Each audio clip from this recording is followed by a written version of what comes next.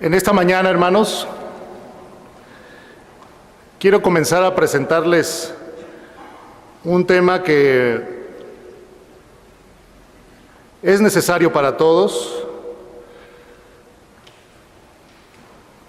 aquellos que queremos y estamos luchando por obedecer a Dios en nuestras vidas. Cuando me refiero a obedecer a Dios, me refiero a todos aquellos que queremos y hemos decidido cumplir sus mandamientos, sus instrucciones dejadas en la Biblia y llevarlas a la práctica. Cuando me refiero a obedecer a Dios, me refiero no a hacer lo que yo pienso que Dios espera de mí. Porque hay gente que está haciendo cosas que piensa que Dios espera de ellos. Cuando me refiero a obedecer a Dios, no me refiero a hacer lo que otros esperan que yo haga. Porque hay gente sinceramente obrando, sinceramente actuando, haciendo cosas que otros esperan de ellos. O que incluso cree que el pastor o una iglesia espera de ellos. Y que no son cosas malas, pero que no las está haciendo porque sea Dios el que las espere de ellos. Cuando me refiero a obedecer a Dios, no me estoy refiriendo a hacer las cosas que yo sé que debo hacer, porque estoy en un hogar cristiano, nací, mis papás son creyentes y bueno, pues yo tengo que actuar así. O tal vez no lo son, pero pues he visto que los cristianos hacen estas cosas y bueno, las estoy haciendo yo o trato de hacerlas. Cuando me refiero a obedecer a Dios, estoy hablando, hermanos, de hacer su voluntad, la voluntad de Dios expresada en los preceptos de la palabra de Dios, y quiero hacerlo y he decidido hacerlo. Todos aquellos que estamos en esta lucha, porque es una lucha, la lucha de la obediencia, todos aquellos que estamos en esta lucha, porque hay otros que ya no están en esta lucha de obediencia a Dios. Todos aquellos que estamos en esta lucha tenemos algo en común. Y eso que es en común se llama el fracaso. Todos aquellos que en un momento de nuestra vida cristiana nos hemos dado cuenta que solamente estábamos jugando al cristianismo, que estábamos cayendo en el error de aceptar solamente los privilegios del cristianismo, la salvación por gracia, voy a ir al cielo, Dios está conmigo, pero nos dimos cuenta de que no estábamos aceptando las responsabilidades del cristianismo y le estábamos fallando a Dios como nuestro Padre, porque Dios como nuestro Padre no solamente tiene privilegios para sus hijos, Dios como nuestro Padre no solamente tiene bendiciones para sus hijos, Él también tiene responsabilidades para sus hijos.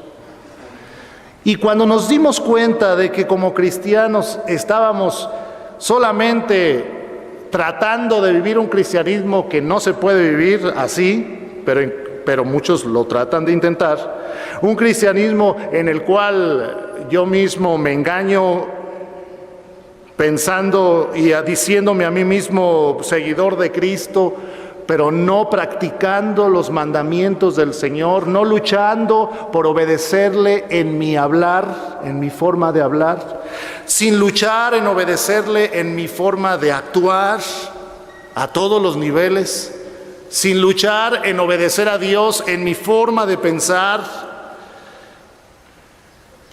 Cuando nos dimos cuenta de eso y corregimos y nos consagramos a Dios y pudimos tomar una decisión de decir: Señor, ya no quiero yo solamente saber lo que debo hacer, quiero hacerlo.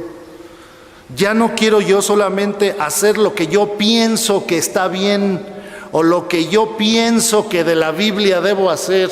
Yo quiero hacer tu voluntad completa en mi vida, en mi hablar, en mis relaciones, empezando por mi matrimonio, mi familia, con mis amigos. Quiero hacer tu voluntad en mi sexualidad, con respecto a mis negocios, con respecto a mi forma de pensar, con respecto a lo que veo, con respecto a lo que leo, con respecto a la música que escucho o las cosas que quieren entrar por mis oídos. Quiero hacer tu voluntad en mi vida.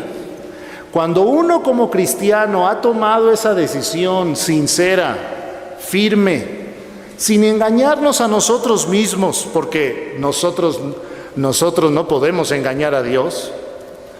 Cuando un creyente ha tomado esa decisión de decir, Señor, no mi voluntad, sino tu voluntad, y ayúdame a obedecerte en mi carácter, ayúdame a obedecerte en todas las áreas de mi vida, en especial en aquellas áreas que son particularmente difíciles para mí, porque el pecado me atrae, me jala, me seduce a veces. Cuando hemos tomado esa decisión, algo que nos caracteriza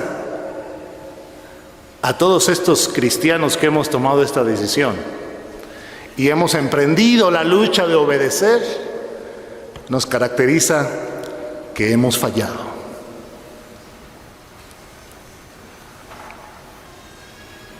Que hemos fracasado. Yo recuerdo cuando yo tomé, antes de ser pastor, antes de que el Señor me llamara al ministerio de tiempo completo, yo me acuerdo cuando yo tomé mi decisión de consagración al Señor, de entrega, de obediencia a Dios, de luchar por cumplir su voluntad en mi vida, sus mandamientos en mi vida. La recuerdo. Y recuerdo que después de esa decisión, tuve muchas luchas y tuve muchos fracasos. Por eso este mensaje en esta mañana, hermanos amados de mi iglesia Betel, estimados visitantes, este mensaje de esta mañana, que tal vez tengamos que hacerlo en dos partes para no hacerlo tan largo. Este estudio no es para aquellos que no están decididos en obedecer al Señor. Este estudio no es para aquellos que saben, pero no quieren hacer. Este estudio va a ser de bendición para ustedes y para mí, que no solamente sabemos, sino que queremos y estamos luchando por obedecer a Dios, sin engañarnos a nosotros mismos, sin tratar de engañar a Dios, sin tratar de engañar a la iglesia o a los demás. Para los que estamos convencidos de que la Biblia contiene la voluntad de Dios, es la que nos dice lo que Dios espera de nosotros y no hay otra fuente más que ella. Para quienes estamos convencidos que la Biblia es la verdad y que Dios a través de ella nos da instrucciones y queremos caminar en ellas y nos hemos decidido caminar en ellas. Para ustedes y para mí, que pensamos así, es este tema en especial. Y también es para ti, amigo, que nos visitas, que tal vez nunca habías abierto la Biblia, o que tal vez la has abierto, o tal vez tienes una idea de lo que es moral y de lo que Dios espera de la gente, de las personas, pero que tus propios fracasos también te han demostrado a ti como a mí, nos han demostrado nuestros propios fracasos morales y espirituales, familiares, profesionales, nuestros fracasos nos demuestran que necesitamos de Dios y necesitamos tener dirección clara en la vida, necesitamos tener dirección segura en la vida. Pero déjame decirte que cuando uno escoge seguir el camino de la dirección segura de Dios, también va a haber espinos, va a haber muchas desviaciones y en algunos momentos, tristemente, nos vamos a ir por alguna de ellas. ¿Cómo enfrentar nuestros fracasos espirituales? ¿Cómo enfrentar nuestros fracasos espirituales? Es el título de este estudio.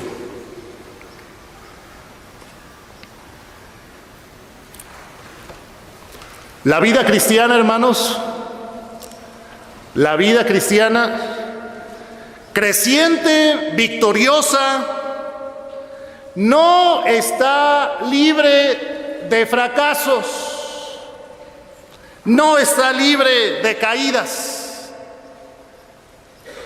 Y si tú puedes respirar profundo conmigo, respira profundo. Entonces es normal. Es normal que hasta cierto punto yo, luchando por obedecer a Dios, entregándome a Dios cada día, echándole ganas, leyendo mi Biblia, orando al Señor, pidiéndole victoria sobre esto o aquello, entonces es normal que en algún momento yo llegue a caer. Hasta cierto punto. Es normal.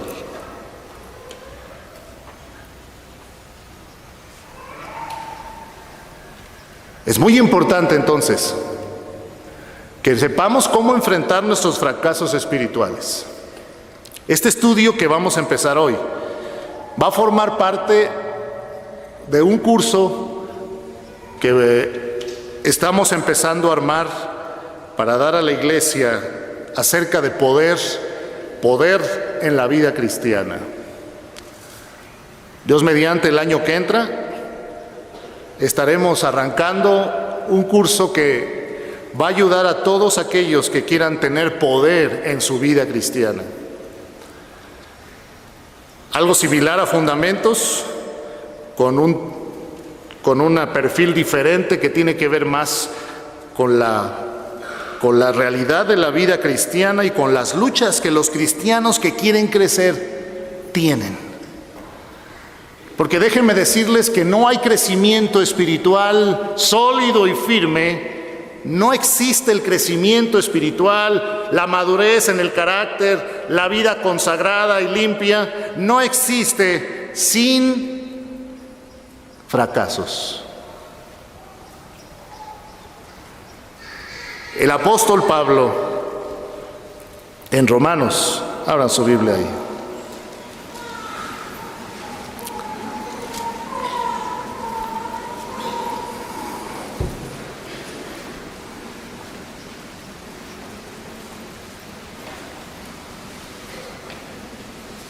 En Romanos capítulo 7,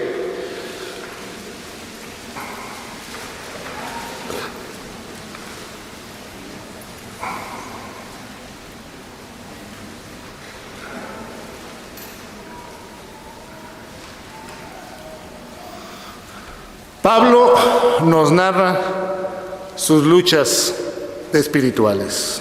7:15, y volveremos a este pasaje más adelante. Romanos 7:15 dice: porque lo que hago no lo entiendo, pues no hago lo que quiero, sino lo que aborrezco, lo que odio, eso hago. Y si lo que no quiero esto hago, apruebo que la ley es buena. De manera que ya no soy yo quien hace aquello, sino el pecado que mora en mí. Y yo sé que en mí, esto es, en mi carne, no mora el bien. Porque el querer el bien está en mí, pero no el hacerlo. Porque no hago el bien que quiero, sino el mal que no quiero, eso hago.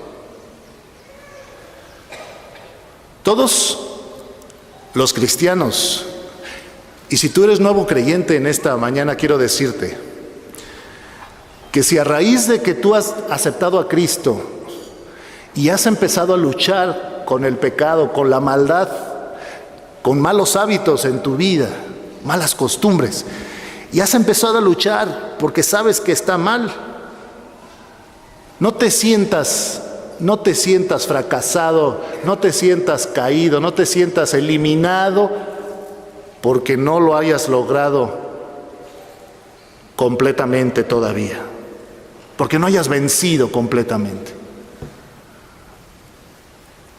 Cabe que aquí quiero aclarar una cosa. Al enseñar este tema, no estoy dándole permiso para pecar a nadie. Ni estoy tratando de suavizar el pecado como diciendo, bueno, caigamos, al cabo que no pasa nada. No. El llamamiento bíblico es muy claro. Dice 1 Tesalonicenses 4 que la voluntad de Dios es nuestra santificación, que nos apartemos de cualquier pecado. Dice 1 de Pedro 1 que como el Señor es santo, nosotros seamos santos en toda nuestra manera de vivir. Santo significa apartado. Apartándonos del pecado, apartándonos de la mentira, apartándonos de la difamación, apartándonos de los chismes, apartándonos de las malas palabras, apartándonos de la pornografía, apartándonos de todas aquellas cosas que le desagradan a Dios, apartándonos del orgullo, del egoísmo. El llamamiento bíblico es muy claro y para eso nos salvó el Señor, para santificarnos y darnos el poder de vivir una vida limpia, una vida santa, sin engañarnos a nosotros mismos, permitiéndonos ciertos pecaditos.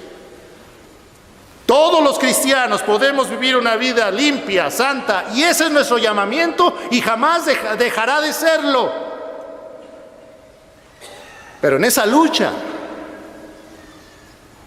por nuestra humana debilidad, va a haber caídas. Y el problema es que muchos no la saben manejar. Y fracasan y se quedan fracasados en su pecado. Caen y se quedan caídos.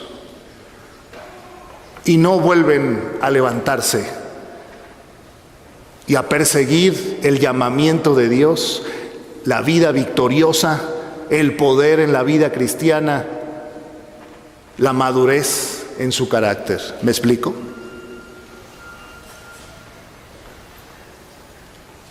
El llamamiento de Dios es muy claro, es permanente.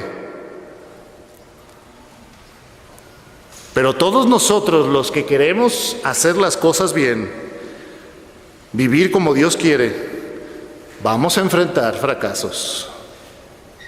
Esa es una realidad. Pero ¿sabe qué? Es posible madurar y crecer en la vida cristiana a un carácter que se va pareciendo al de Jesucristo. Es posible abandonar los malos hábitos, es posible abandonar la mentira, es posible abandonar la amargura, es posible ejercer el perdón, es posible crecer en un carácter diferente si perseveramos. Y entre las cosas que tenemos que aprender es cómo manejar esos fracasos que van a llegar a nuestra vida. La primera cosa que debemos que hacer para enfrentar nuestros fracasos espirituales, número 1, arrepiéntete y confiesa tu pecado a Dios lo más pronto posible. Primera de Juan 1, 8 y 9.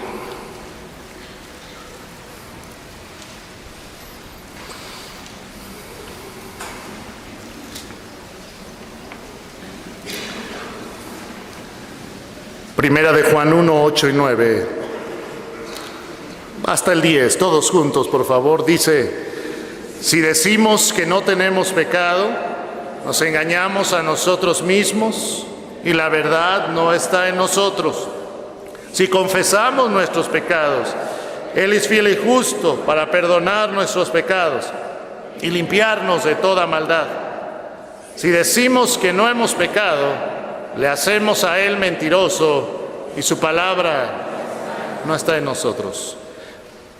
Lo primero que debemos hacer, hermanos, cuando caemos, hermanos que estamos en la lucha por obedecer al Señor y por crecer y por cumplir sus mandamientos en nuestra vida y madurar y aprender y ser usados por Dios y ser transformados por el Señor en nuestro exterior, porque en el interior ya hemos sido transformados. Lo primero que debemos hacer es, cuando hemos caído, arrepentirnos y confesar nuestro pecado a Dios lo más pronto posible. Arrepentimiento viene de una palabra griega que es metanoia. Y metanoia significa un cambio de mente respecto al pecado. Ese es el arrepentimiento. Cambio de mente respecto al pecado. Y como hay un cambio en mi mente respecto al pecado que cometí, entonces hay una conversión.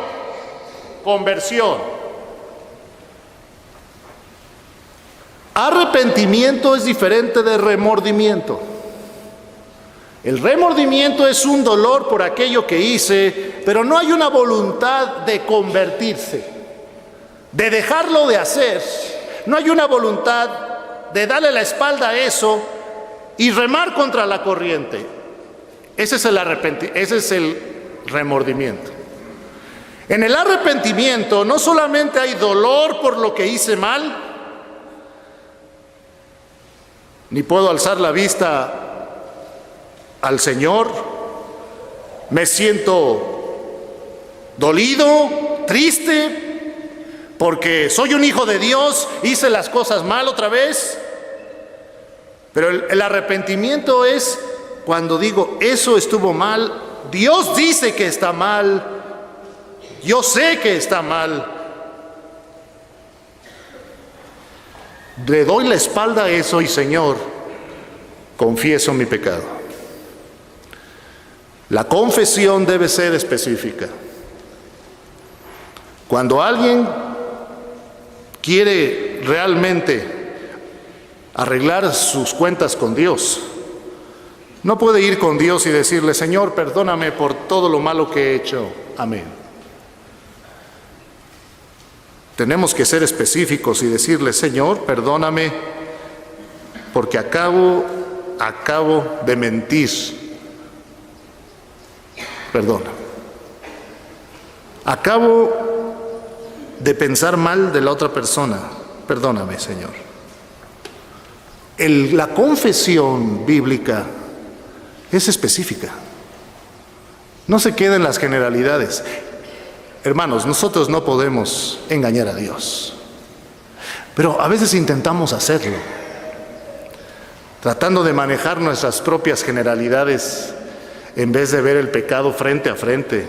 Como dijo un salmista, mi pecado te declaré, ese que hice, te lo declaré, y no encubrí mi iniquidad. No la escondí, no me hice de la vista gorda, nada pasó. No hice nada mal, estoy bien. Ese engañarnos a nosotros mismos es un gran obstáculo para tu propio crecimiento espiritual. Proverbios 28:13 dice, un versículo tremendo.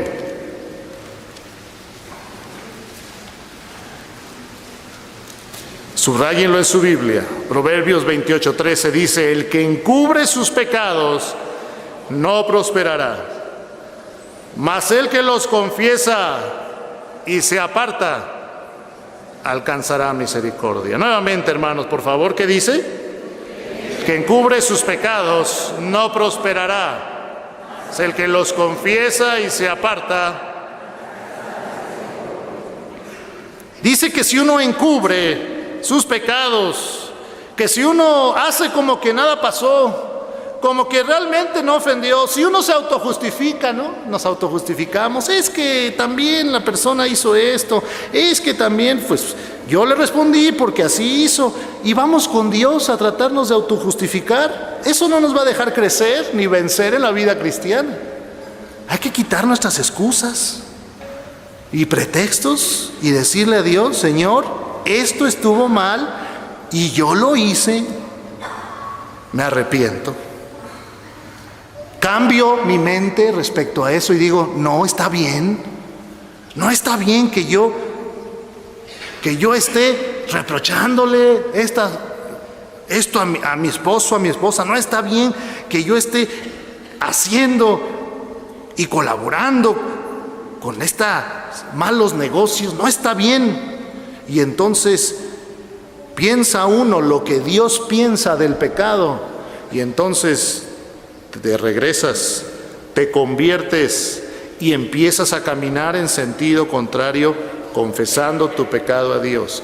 Bendito sea Dios que Él nos perdona. Así que cuando tú y yo no demos en el blanco, estamos luchando por obedecer a Dios y fracasemos, inmediatamente, lo más pronto posible, arrepiéntete de todo corazón ante Dios. Aquí es donde muchos se quedan, por eso no crecen en la fe. En vez de enfrentar su pecado y enfrentar a Dios y decir: Señor, estuvo mal, tratan de engañarse a sí mismos y levantan la frente erguida, como dicen en los profetas de Israel, que levantaba la frente y decía: yo no he pecado. ¿Yo equivocarme? Y al guardar ese pecado en nuestra vida, al rato guardamos otro. Y después guardamos otro. Y pasa el tiempo y guardamos otros y guardamos otros, y entonces nos empezamos a alejar cada día más de Dios. Y todo empezó porque no confesamos el primer pecado. Y después el cúmulo de todo eso que hemos andado lejos de Dios, haciendo y deshaciendo, el cúmulo, ¿verdad?, de cosas que tenemos en cuentas delante de Dios pendientes, es tan grande que de pronto voltear a ver a Dios, decimos: ¿y Dios me va a recibir así? Y llega el diablo y te dice: ay, ¿crees que Dios te va a perdonar todo lo que hiciste? ¿Con qué cara vas y te paras en la iglesia? ¿Con qué cara hablas tu Biblia? ¿Vas a abrir tu Biblia? ¿Ves cómo estás de mal? Ahí vas a orar. Ni puedes orar porque luego la culpa que cae. Eso fue lo que le pasó al rey David. Si David hubiera confesado su codicia de aquella mujer, ahí se hubiera acabado el problema. Pero no lo hizo. Codició, pensó, pasaron las horas, planeó, ejecutó y después mató y después lo quiso esconder. Pero hay alguien que estaba viendo todo, como hay alguien que siempre está viendo todo, y a quien le desagrada todo eso. Si tú quieres levantarte de ese fracaso espiritual que te tiene postrado, arrepiéntete y confiesa tu pecado a Dios lo más pronto posible. No te quedes postrado, levántate. Pero número 2, no dudes del amor de Dios hacia ti, por favor. No dudes del amor de Dios hacia ti. Cuando uno ha fracasado espiritualmente, muchas veces uno empieza a dudar si Dios te ama o no. Empiezas a pensar que tal vez Dios ya no te va a bendecir, empiezas a pensar que ya bajaste 1 grado o 2 o 10 en el amor que Dios te tiene hacia ti. Empezamos a alejarnos de Dios como si Dios nos estuviera viendo con ojos flamígeros, ¿verdad? Y en vez de ese amor tan grande que nos tiene, se hubiera convertido en un odio y aborrecimiento ante nosotros porque hicimos lo que es incorrecto. Tal vez porque cuando nos equivocábamos, nuestros padres nos rechazaban. Tal vez de ahí viene. Que cuando cometíamos un error y nuestros padres nos disciplinaban, íbamos con ellos a buscarlos y nos decían: sácate, no me hables, vete. Lo cual no se debe hacer, papás. Tal vez de ahí traemos esa tendencia a que cuando hemos caído dudamos del amor de Dios. Creemos que Dios nos ama menos. Y si Dios nos ama menos, pensamos, si Dios nos ama menos, entonces yo no soy tan digno de acercarme a Él. Y me empiezo a repregar, dejo de leer mi Biblia, dejo de orar, y poco a poco dejo de ir a las reuniones del pueblo de Dios.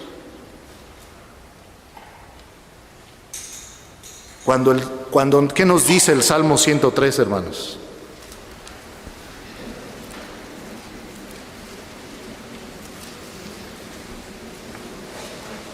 Dice: bendice alma mía a Jehová, y bendiga todo mi ser su santo nombre. Bendice alma mía a Jehová y no olvides ninguno de sus beneficios. ¿Leemos todos?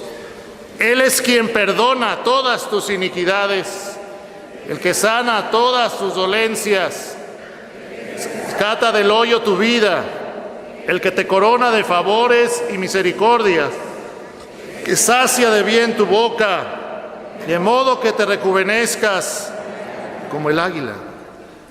Y dice el versículo 8: misericordioso y clemente es Jehová, lento para la ira y grande ¿en qué?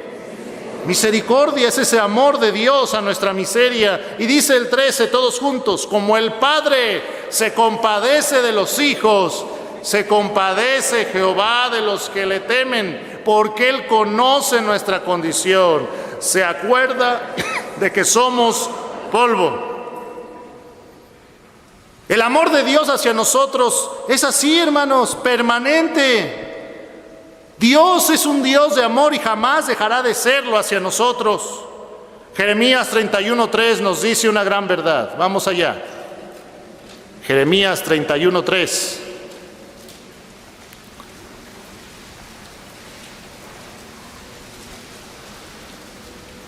Jehová se manifestó a mí hace ya mucho tiempo diciendo: con amor eterno te he amado, por tanto te prolongué mi misericordia. Nuevamente, hermanos, ¿qué dice? Jehová se manifestó a mí hace ya mucho tiempo, diciendo: con amor eterno te he amado, por tanto te prolongué mi misericordia.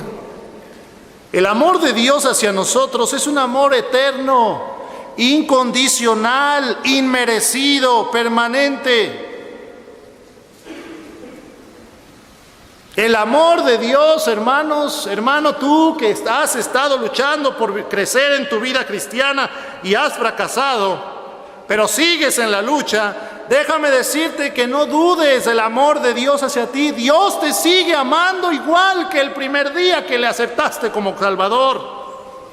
El amor de Dios sigue siendo el mismo por ti, no ha cambiado en nada. A pesar de nuestros errores, y cuántos errores hemos tenido y cuántos fracasos, a pesar de nuestros fracasos y de nuestros errores, su amor para nosotros es eterno.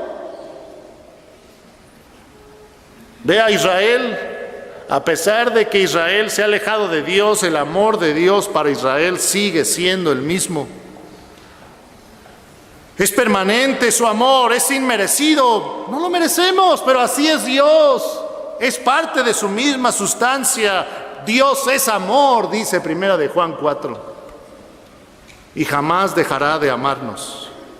Ya lo ha demostrado su amor al darnos a su Hijo Jesucristo. Por eso dice Romanos 8:31, el que no escatimó ni a su propio Hijo, sino que lo entregó por todos nosotros, ¿cómo no nos dará también con Él todas las cosas?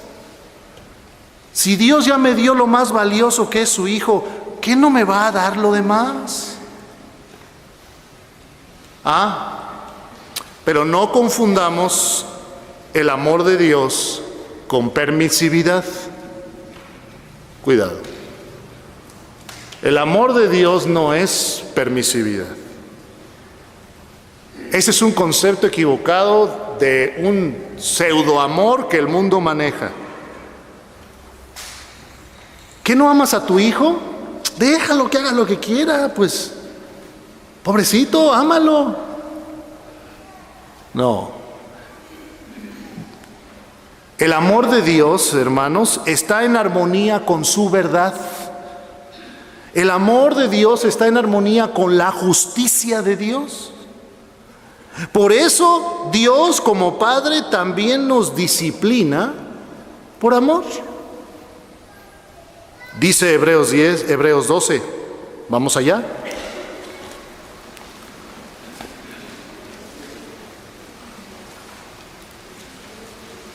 Hebreos 12.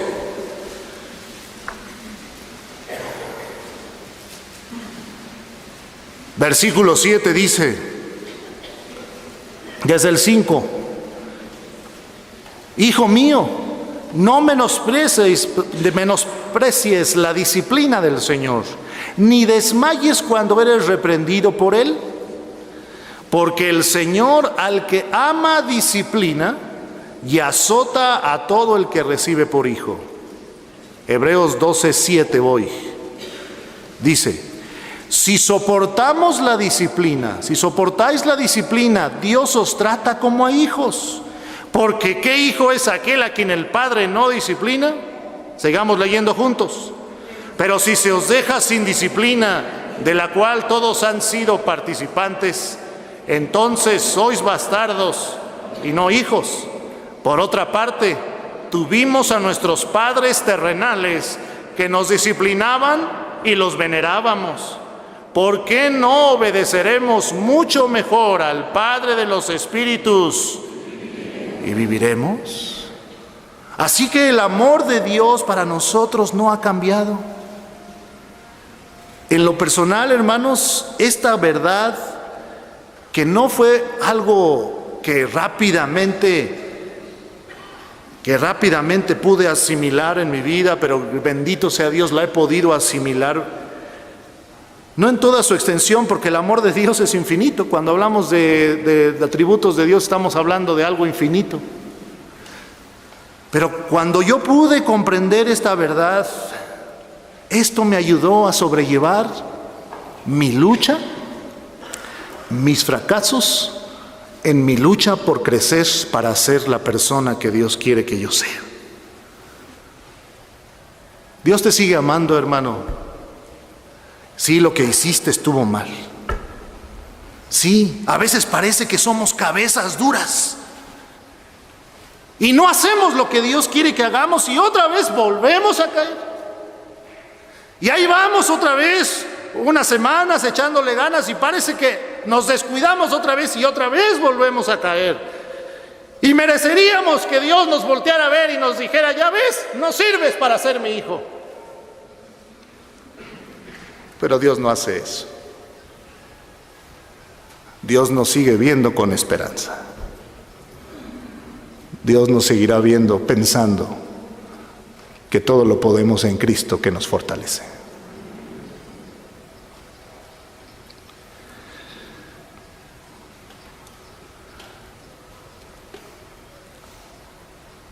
Y hay algo precioso acerca del amor de Dios. Es que, aunque el amor de Dios es inmerecido, incondicional, permanente, eterno, los efectos de su amor, los efectos de su amor hacia nosotros, los podemos recibir o los podemos rechazar. Los recibimos, los efectos de su amor, cuando estamos en comunión con Él, buscando cumplir su voluntad en nuestra vida. Rechazamos los efectos del amor de Dios cuando nos salimos de su voluntad y andamos caminando en otro tipo de caminos. Juan 15.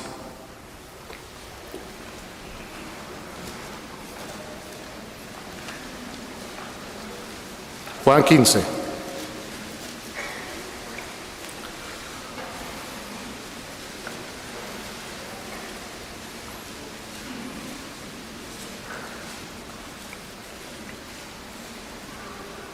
Versículo 7.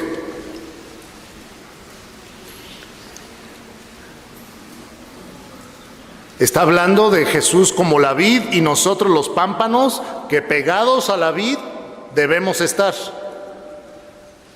Dice el 7, si permanecéis en mí, son palabras de Jesús, y mis palabras permanecen en vosotros, pedid todo lo que queréis y os será hecho.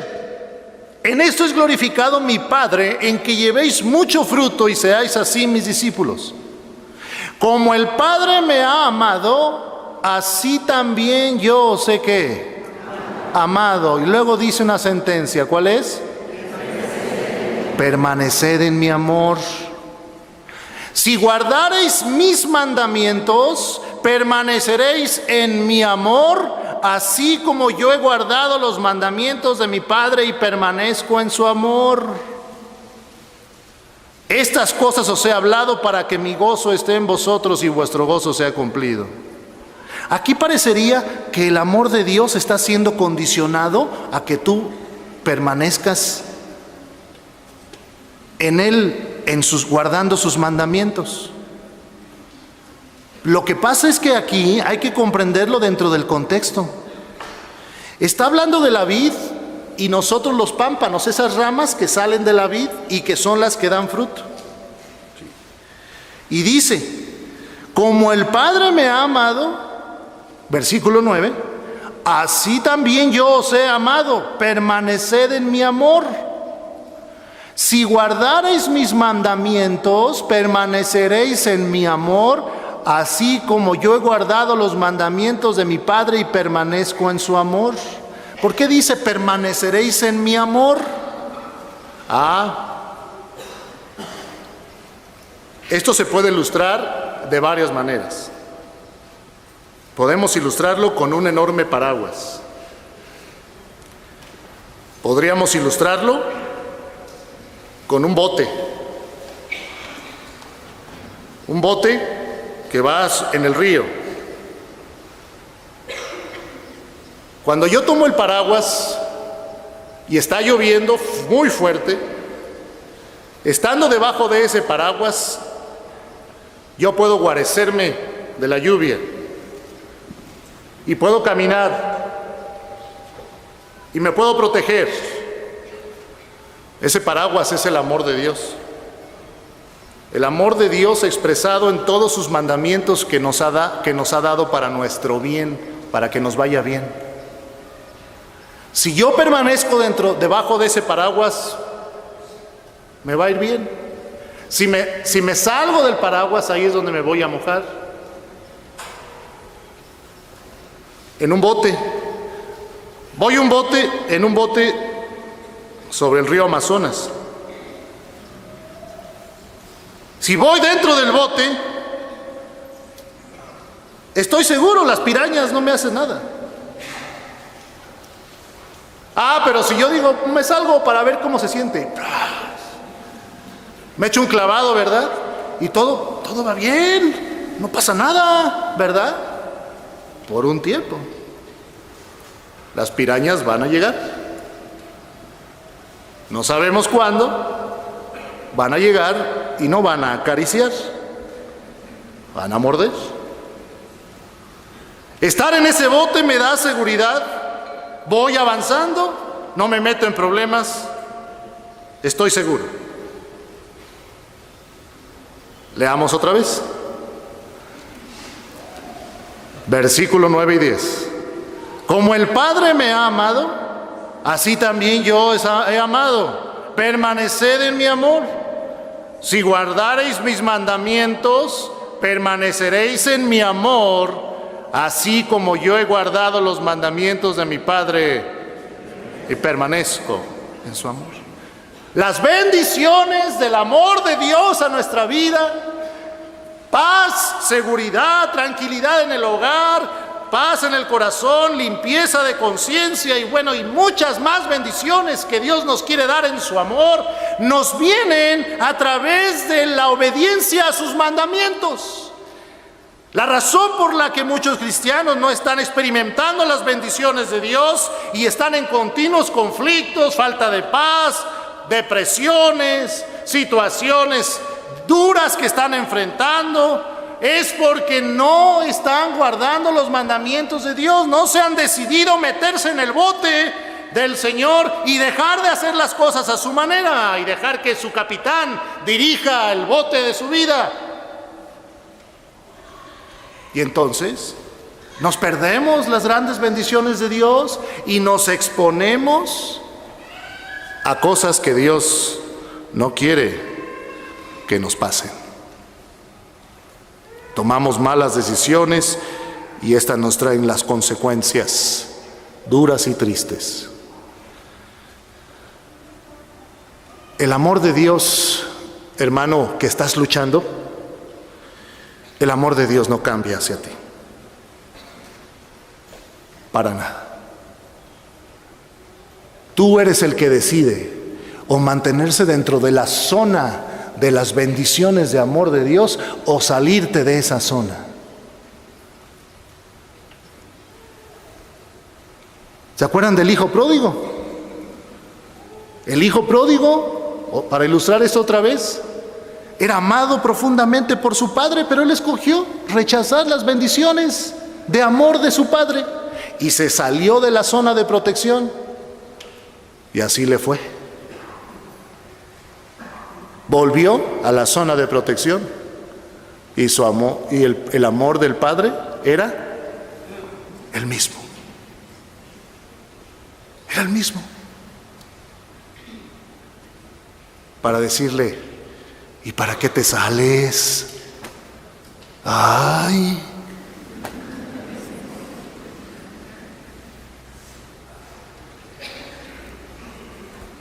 Pero en nuestra humanidad débil y en lo que aprendemos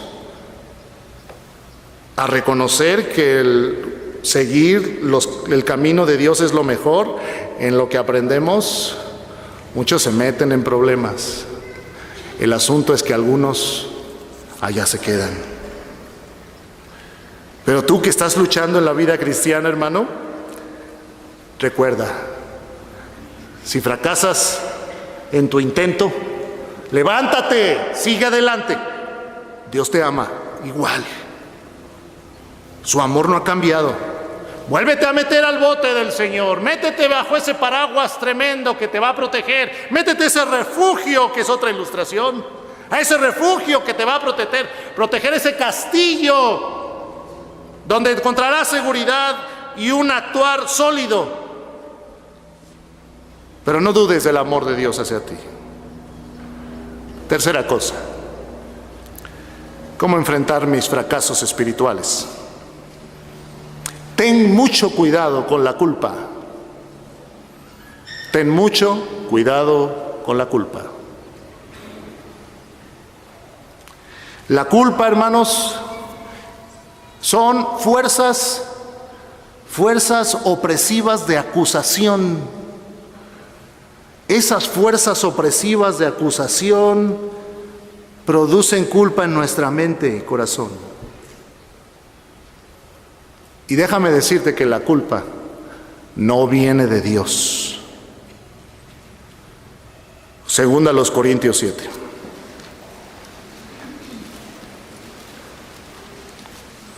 La culpa es producto de nuestra naturaleza caída. nuestra naturaleza pecaminosa. Segunda a los Corintios 7.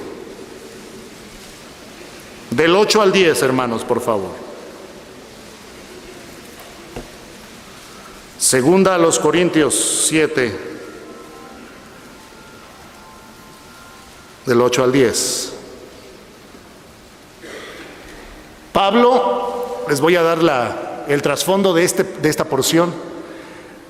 El apóstol Pablo escribió una primera carta a los Corintios, y la primera carta a los Corintios fue una carta de corrección y muy dura. Y entonces escribe la segunda carta a los Corintios y les dice esto, versículo 8. Desde el 8, sí. Porque aunque os contristé con la carta, la primera, no me pesa, aunque entonces lo lamenté, porque veo que aquella carta, aunque por algún tiempo, os contristó. Necesitaban que alguien les dijera sus verdades, como decimos.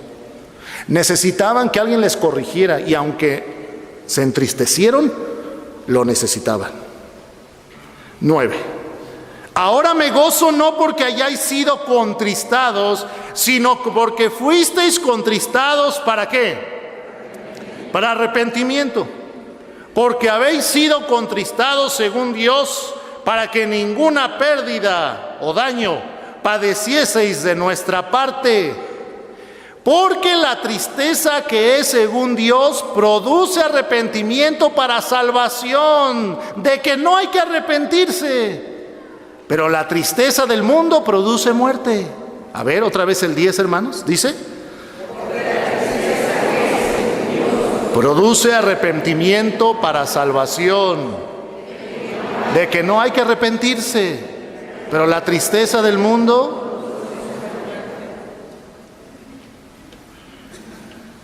el efecto de la carta, de la palabra de Dios en las vidas de los corintios, fue un efecto de tristeza. Produjo tristeza porque le señaló sus errores.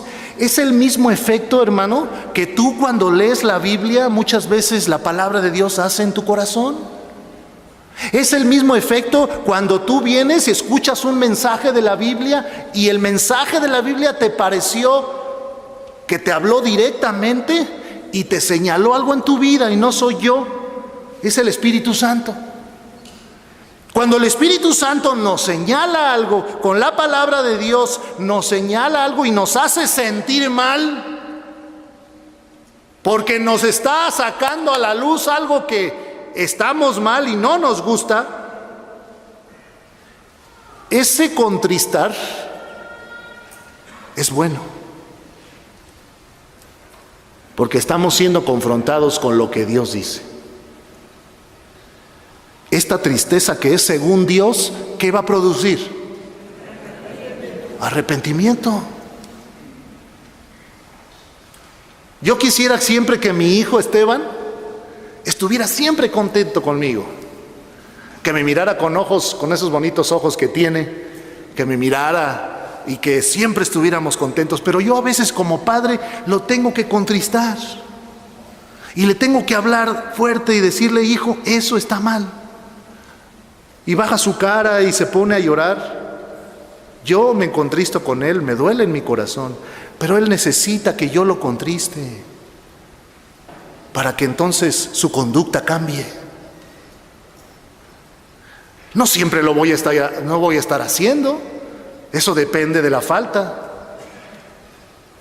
Pero cuando es necesario, se requiere que se haga. Dios hace lo mismo con nosotros. El problema es que podemos reaccionar de dos maneras.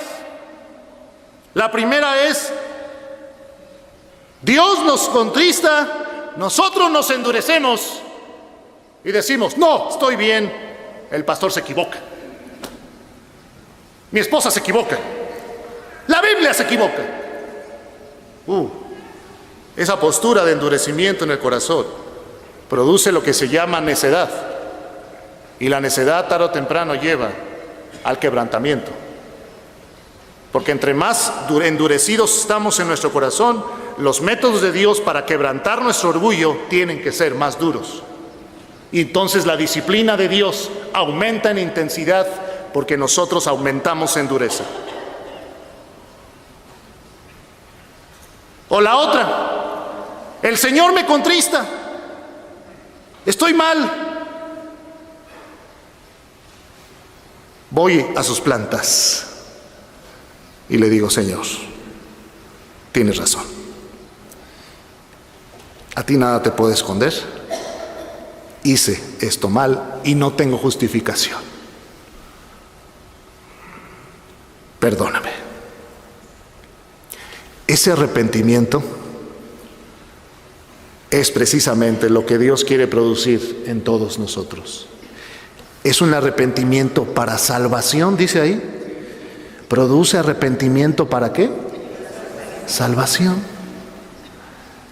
Unas versiones antiguas traducen salud en vez de salvación, salud. Porque el término salvación aquí no solamente se refiere a la salvación del alma, sino se refiere al bienestar espiritual en el que el Señor quiere que estemos como producto de que somos salvos. Él quiere que vivamos en un bienestar producto de nuestra salvación y que vayamos siendo salvos, que estemos saludables espiritualmente, que nos vayamos evitando esos errores que Dios ya nos advierte aquí y que cuando le hacemos caso a la Biblia nos salvamos de esos errores.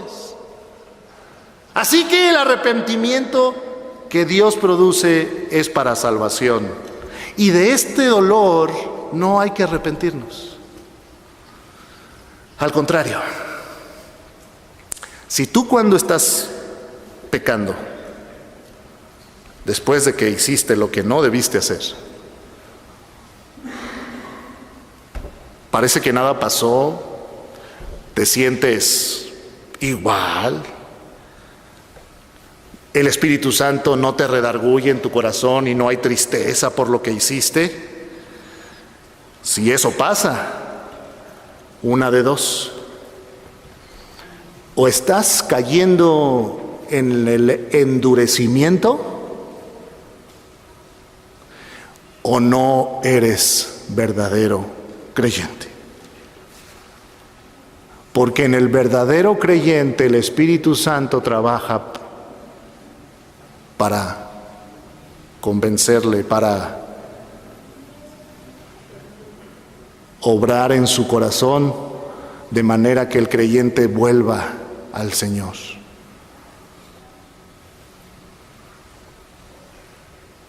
Cuidado. Por eso no hay que estar jugando con esto.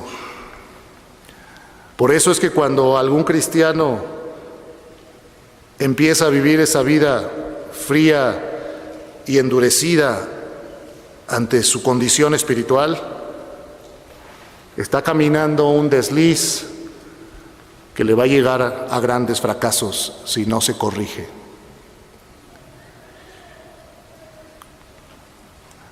Pero cuando tú, hermano, y yo, que estamos luchando por crecer en la vida cristiana, caemos,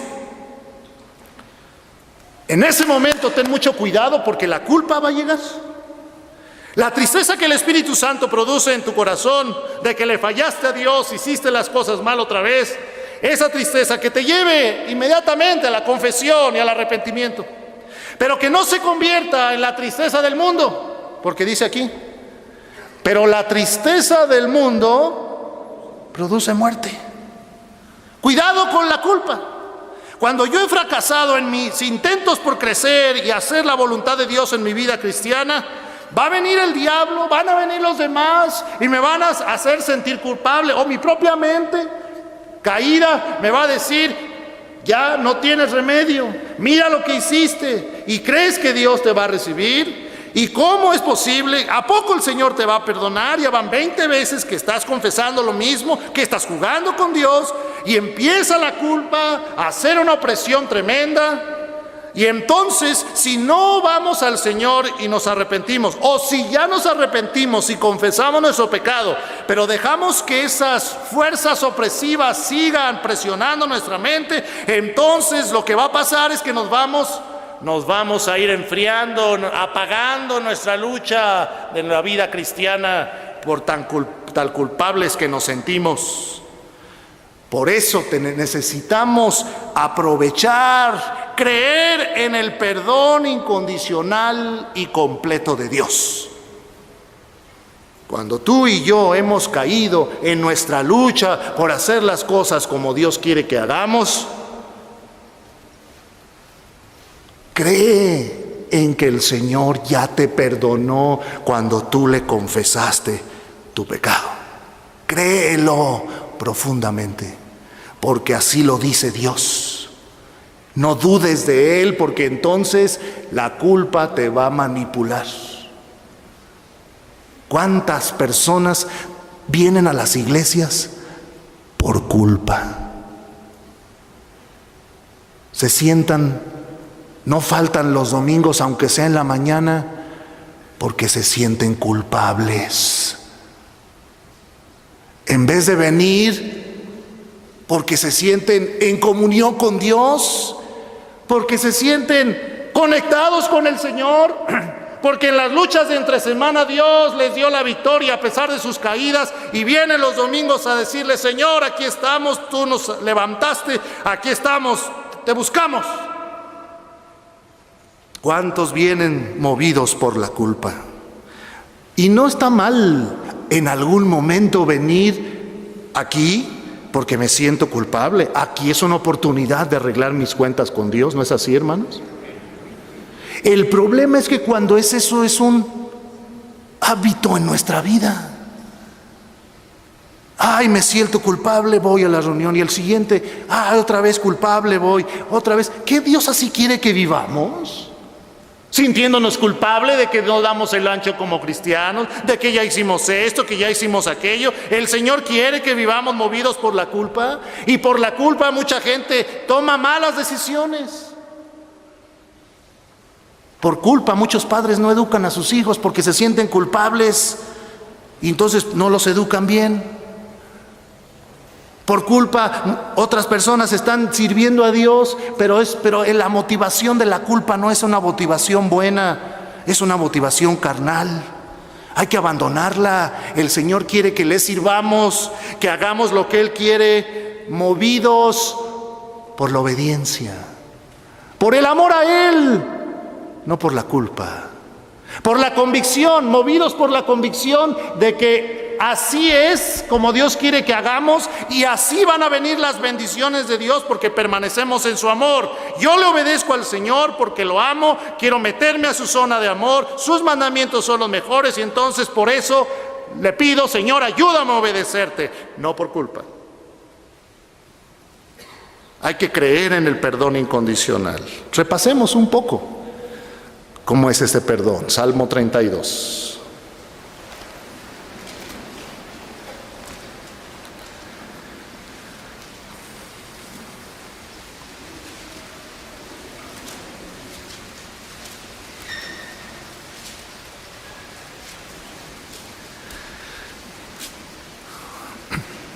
Bienaventurado aquel cuya transgresión ha sido perdonada y cubierto su pecado. Bienaventurado el hombre, fíjense, feliz el hombre a quien Jehová no culpa de iniquidad y en cuyo espíritu no hay engaño. Pero ¿qué dice el 3 y el 4, hermanos? Mientras callé, se envejecieron mis huesos en mi gemir todo el día, porque de día y de noche se agravó sobre mí tu mano, se volvió mi verdor en sequedades de verano. Eso es lo que nos sucede cuando nos guardamos el pecado y no lo confesamos. Y dice el 5, mi pecado te declaré y no encubrí mi iniquidad. Dije, confesaré mis transgresiones a Jehová. ¿Y qué hizo Dios? Y tú perdonaste la maldad de mi pecado. El Señor, hermanos, nos ofrece su perdón. Y nos dice, bienaventurado aquel cuya transgresión ha sido, ¿qué? Perdonada. Miqueas 7, hermanos. Después de Jonás, Miqueas 7. Lean conmigo el versículo 18 y 19 de Miqueas, en los profetas menores. Antes de Habacuc, dice, todos juntos, ¿qué Dios como tú, que perdonas la maldad y olvida el pecado del remanente de su heredad? No retuvo para siempre su enojo, porque se deleita en misericordia. 7:19 dice, Él volverá a tener misericordia de nosotros, sepultará nuestras iniquidades y echará en lo profundo del mar. A ver otra vez, hermanos, Miqueas 7:19. Él volverá a tener misericordia de nosotros.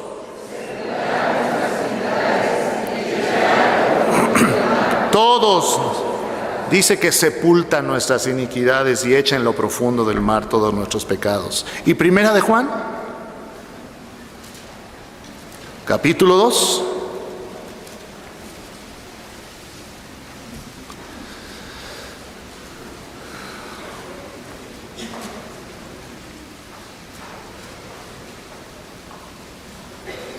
Primera de Juan, capítulo 2, dice el 1 y el 2. Hijitos míos, todos juntos, estas cosas os escribo para que no pequéis.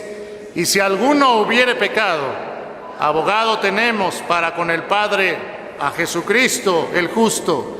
Y Él es la propiciación por nuestros pecados, y no solamente por los nuestros, sino también por los de todo el mundo. Tenemos que aprender, hermanos. Tenemos que aprender. Si tú eres un hijo de Dios que está luchando en la vida cristiana por agradarle al Señor, tenemos que aprender a recibir el perdón y la gracia de Dios. Hay que creer en su perdón incondicional y completo. Si tú estás luchando por crecer y por obedecer a Dios en tu vida cristiana y en ese camino tienes algún fracaso, ve, arrepiéntete, pídele perdón al Señor, confiesa tu pecado y cree en su perdón y levántate de la oración pensando, bienaventurado aquel cuya transgresión ha sido perdonada y cubierta su pecado. Bienaventurado, feliz aquel a quien Jehová no culpa de iniquidad y en cuyo espíritu no hay engaño. Solo por su gracia, después de la oración de confesión, podemos levantarnos y seguir adelante, bienaventurados de que hemos recibido su perdón. Eso es gracia, ni usted ni yo lo merecemos. Pero una de las razones por las cuales les comparto que una de las razones por las cuales yo amo al Señor es por su perdón. Solo Él sabe qué cosas ha perdonado a mí. Y bendito sea Dios que ustedes jamás las sabrán. Nadie jamás lo sabrá. Porque está entre Dios y yo, y Él sepultó mis pecados. Y Él olvidó mis maldades. Y Él separó mis pecados cuanto está lejos el oriente del occidente. Eso lo hace Dios por su gracia, para que yo no viva en la culpa. Y es algo que hace Dios, no que hago yo. Es algo que hay que creer. Así que, hermano, cuando vengan las fuerzas opresoras de la culpa, en ese momento dile a esa culpa, el Señor ya me perdonó. Yo ya le entregué mi pecado al Señor, Él ya lo sabe, ya se lo confesé. No tengo por qué seguirme sintiendo culpable. Y ese perdón que Dios me da me motiva a seguir viviendo una vida de santidad. Contrario a lo que se puede pensar, el perdón de Dios nos capacita para vivir la vida que Dios quiere que vivamos. De otra manera no sería posible vivir como Dios quiere que vivamos. Algunos pensarán, bueno, entonces puedo caer y jugar con Dios. No, ahí es engañarnos a nosotros mismos. Pero si tú sinceramente, luchando por vivir la vida cristiana, caes una vez y confiesas, ¿qué hace el Señor? Caes 5 veces en esa lucha y confiesas, ¿qué hace el Señor? Caes 20 veces en esa lucha a través del tiempo y confiesas, ¿qué hace el Señor? Te perdona. No digo que caigas 20, 100 veces, pero si en tu lucha por crecer en la vida cristiana, sinceramente, porque Dios conoce tu corazón, si en la lucha por crecer y avanzar y vencer en tu carácter, en tu vida, en tus hábitos, esas caídas se presentan repetitivamente, levántate, hermano, confiesa tu pecado, cree el perdón de Dios y otra vez lucha. Y vuélvete a levantar y lucha con su poder. No dejes que la culpa te detenga. No dejes que otras personas te detengan. Acepta lo que Dios te ha dado. No dudes de su amor. Y avanza si es tu deseo genuino, sincero en tu corazón, parecerte a aquel que es tu maestro. Si es tu deseo sincero en tu corazón, vivir la vida que Dios planeó para cada cristiano.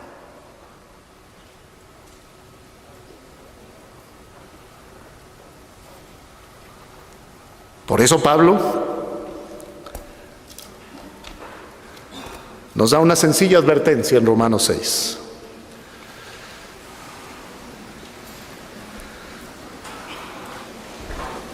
Y ahí terminamos esta primera parte.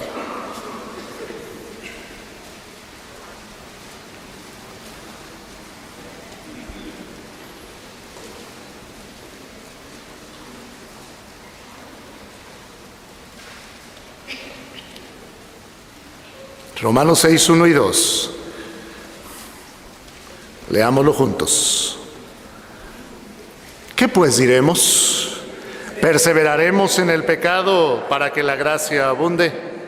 En ninguna manera, porque los que hemos muerto al pecado, ¿cómo viviremos aún en él? Lo que les acabo de describir es la gracia de Dios. La gracia de Dios proveyéndonos perdón, proveyéndonos limpieza, proveyéndonos su amor incondicional a pesar de nuestras caídas. Eso es la gracia de Dios. Por eso dice aquí, perseveraremos, seguiremos pecando para que la gracia abunde. En ninguna manera, porque los que hemos muerto al pecado, ¿cómo viviremos aún en él? Viviremos. Si tú eres un verdadero creyente en el Señor, tú no puedes vivir en el pecado como una práctica. No puedes, porque el Espíritu Santo va a estar redarguyéndote. Si eres un verdadero hijo de Dios, de eso jamás te podrás deshacer. Si no eres un hijo de Dios, entonces sí, puedes avanzar lo que sea en el pecado y no va a pasar nada en tu corazón porque no está el Espíritu Santo obrando en él. Porque si ya has muerto al pecado, ¿y cómo se muere al pecado? cuando Cristo viene a nuestra vida y le abrimos el corazón. Cuando nos arrepentimos de todos nuestros pecados y le pedimos perdón sincero, entonces uno muere al pecado, le dices no al pecado y al poder del pecado en tu vida. El Señor le quita ese poder que antes el pecado tenía y ahora yo puedo seguir al Señor. Si el Señor entonces ya me rescató de ahí, ¿cómo voy a vivir otra vez ahí? Así que, hermanos, estas tres primeras cosas te recomiendo que las pongas en práctica en tu lucha por vivir como Dios quiere.